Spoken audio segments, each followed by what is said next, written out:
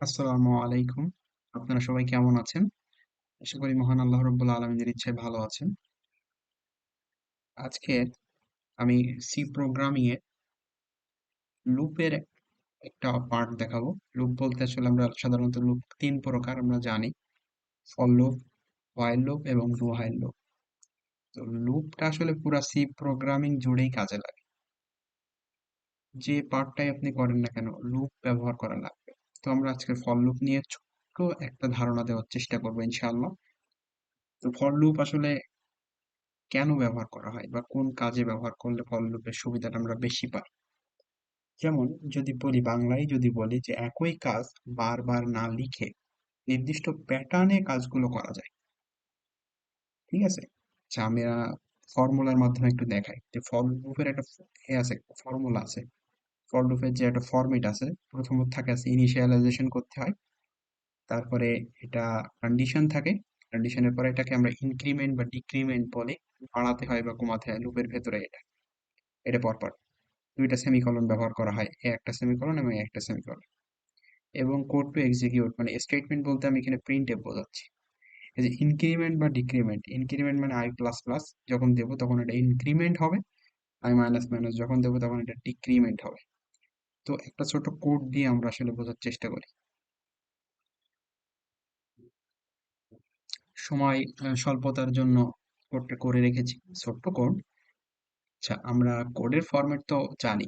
আসলে এই যে আমি এই যে ইনিশিয়ালাইজেশনের যে পার্ট i সমান সমান 1 এটা আমরা ইন্টিজারের মাধ্যমে প্রথমে i কে ডিক্লেয়ার করে নিলাম এবং এই মাঝের এটা কন্ডিশন এবং এটা ইনক্রিমেন্ট। তো আসলে এটা দেখে কেউ বলতে পারবেন যে এটা কয়ভাবে প্রিন্ট হবে? যারা পারেন তো পারেনি, যারা নতুন তাদের জন্য হয়তোবা অনেকেই পারবে। এটা ৩ বার প্রিন্ট হবে। কিভাবে এই ৩ বার প্রিন্ট হচ্ছে আমরা একটু দেখি। তো প্রথম যখন ইনিশিয়ালাইজেশন করা হয়েছে i সমান সমান 1 এবং 1 দিয়ে কন্ডিশন চেক করবে, 1 বসাবে i এর জায়গায়, তাহলে এখানে কন্ডিশনটা ট্রু হচ্ছে, তখন এটা প্রিন্ট করবে। প্রিন্ট করার পরে প্রথম একবার প্রিন্ট করলো, লেট মি গো একবার প্রিন্ট করার পরে আবার এই ইনক্রিমেন্ট ডিক্রিমেন্ট পার্টে যাবে, অর্থাৎ এই initialization ১ number part, condition ২ number part, printf ৩ number part এবং ইনক্রিমেন্ট ডিক্রিমেন্ট হচ্ছে ৪ নাম্বার পার্ট। এভাবে কিন্তু ১ ২ ৩ ৪ এভাবে যাবে। তো প্রথম প্রিন্ট করার পরে আর মানটা ১ বাড়বে, ইনক্রিমেন্ট হবে, তখন আর মান ২ হবে। ২ কে ৩ এর থেকে ছোট বা সমান? হ্যাঁ, ছোট। আরেকবার প্রিন্ট হবে। তারপরে আয়ের মান বেড়ে ৩ হবে যখন, ৩ কি ৩ এর থেকে সমান বা ছোট? হ্যাঁ, সমান। তাহলে আরেকবার ৩ বার প্রিন্ট হবে। ৩ বার প্রিন্ট হয়ে কিন্তু তারপরে যখন আয়ের মান ৪ হয়ে যাবে তখন কন্ডিশন ব্রেক করবে, প্রিন্টএফ আর ঢুকবে না এবং কোড এখানে শেষ। আচ্ছা দেখানো যাক এটা প্রিন্ট দিয়ে। আচ্ছা এই দেখেন ৩ বার প্রিন্ট করেছে। Let me go, let me go, let me go. তো আমরা আরো ভালোভাবে বোঝার জন্য আরেকটা কাজ করতে পারি যে আমি যদি কন্ডিশনটা একটু চেঞ্জ করি, সাপোজ এই জায়গায় আমি ৩ না, আহ ১০ দিলাম। ১০ দিলে দেখেন এটা ১০ বার প্রিন্ট হবে। এই যে ১০ বার প্রিন্ট করছে।